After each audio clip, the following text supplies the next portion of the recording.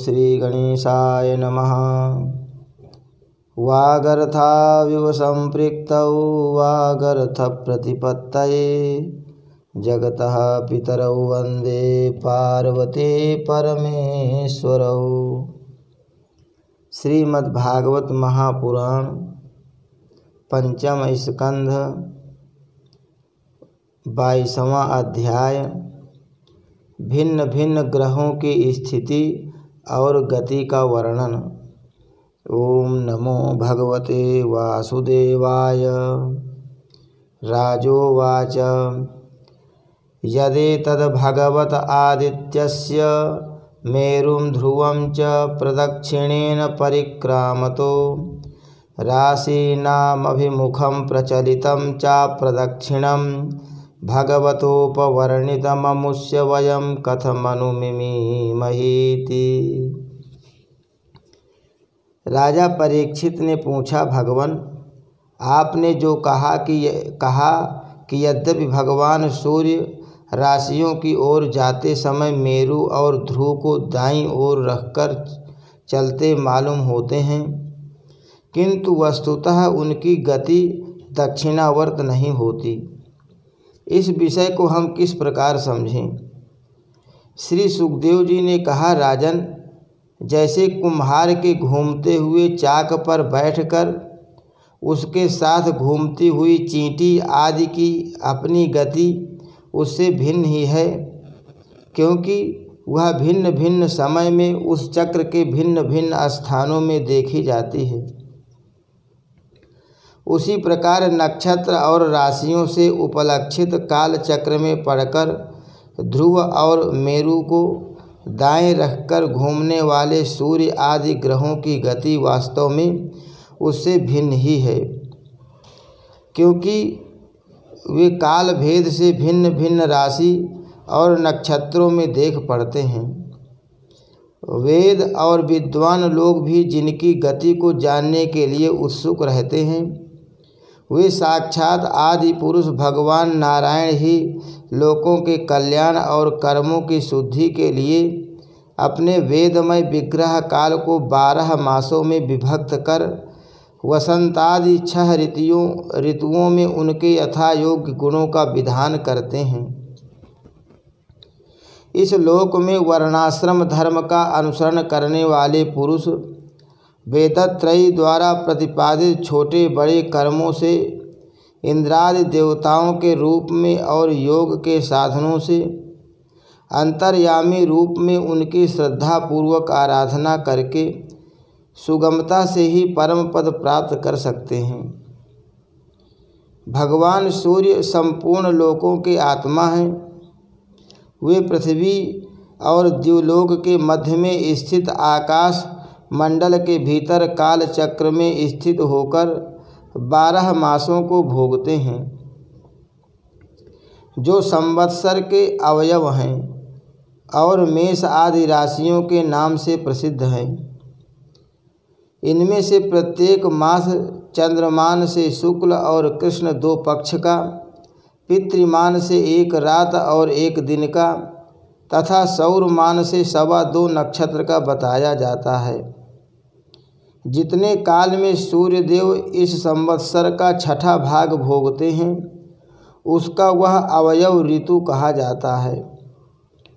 आकाश में भगवान सूर्य का जितना मार्ग है, उसका आधा वे जितने समय में पार कर लेते हैं, उसे एक आयन कहते हैं, तथा जितने समय में वे अपनी मंद तीव्र और समान गति से स्वर्ग और पृथ्वी मंडल के सहित पूरे आकाश का चक्कर लगा जाते हैं, उसे अवान्तर भेद से संवत्सर, परिवत्सर, इडावत्सर, अनुवत्सर अथवा वत्सर कहते हैं। इसी प्रकार सूर्य की किरणों से 1 लाख योजन ऊपर चंद्रमा है। उसकी चाल बहुत तेज है, इसलिए वह सब नक्षत्रों से आगे रहता है। यह सूर्य के 1 वर्ष के मार्ग को 1 मास में, 1 मास के मार्ग को 2.25 दिनों में और 1 पक्ष के मार्ग को एक ही दिन में तय कर लेता है। यह कृष्ण पक्ष में क्षीण होती हुई कलाओं से पितृगण के और शुक्ल पक्ष में बढ़ती हुई कलाओं से देवताओं के दिन रात का विभाग करता है तथा 30-30 मुहूर्तों में एक एक नक्षत्र को पार करता है। अन्नमय और अमृतमय होने के कारण यही समस्त जीवों का प्राण और जीवन है। ये जो 16 कलाओं से युक्त मनोमय, अन्नमय, अमृतमय पुरुष स्वरूप भगवान चंद्रमा हैं, यही देवता, पितर, मनुष्य, भूत, पशु, पक्षी, सरीसृप और वृक्षादि समस्त प्राणियों के प्राणों का पोषण करते हैं, इसलिए इन्हें सर्वमय कहते हैं। चंद्रमा से 3 लाख योजन ऊपर अभिजीत के सहित 28 नक्षत्र हैं। भगवान ने इन्हें काल चक्र में नियुक्त कर रखा है, अतः ये मेरु को दाईं ओर रखकर घूमते रहते हैं। इनसे 2 लाख योजन ऊपर शुक्र दिखाई देता है। यह सूर्य की शीघ्र, मंद और समान गतियों के अनुसार उन्हीं के समान कभी आगे, कभी पीछे और कभी साथ साथ रहकर चलता है। यह वर्षा करने वाला ग्रह है, इसलिए लोगों को प्रायः सर्वदा ही अनुकूल रहता है। इसकी गति से ऐसा अनुमान होता है कि यह वर्षा रोकने वाले ग्रहों को शांत कर देता है। शुक्र की गति के साथ साथ बुध की भी व्याख्या हो गई। शुक्र के अनुसार ही बुध की गति भी समझ लेनी चाहिए। यह चंद्रमा का पुत्र शुक्र से 2 लाख योजन ऊपर है। यह प्रायः मंगलकारी ही है, किंतु जब सूर्य की गति का उल्लंघन करके चलता है तब बहुत अधिक आंधी, बादल और सूखे के भय की सूचना देता है। इससे 2 लाख योजन ऊपर मंगल है।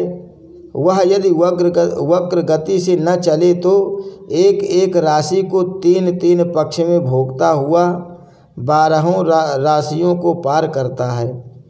यह अशुभ ग्रह है और प्रायः अमंगल का सूचक है। इसके ऊपर 2 लाख योजन की दूरी पर भगवान बृहस्पति हैं। ये यदि वक्र गति से न चलें तो एक एक राशि को एक एक वर्ष में भोगते हैं। ये प्रायः ब्राह्मण कुल के लिए अनुकूल रहते हैं। बृहस्पति से 2 लाख योजन ऊपर शनैश्चर दिखाई देते हैं। ये 30-30 महीने तक एक एक राशि में रहते हैं, अतः इन्हें सब राशियों को पार करने में 30 वर्ष लग जाते हैं। ये प्रायः सभी के लिए अशांतिकारक हैं। इनके ऊपर 11 लाख योजन की दूरी पर कश्यपादि सप्तर्षि दिखाई देते हैं।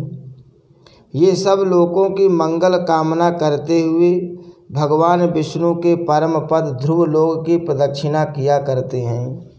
हरि शरणम। श्री कृष्णार्पणमस्तु।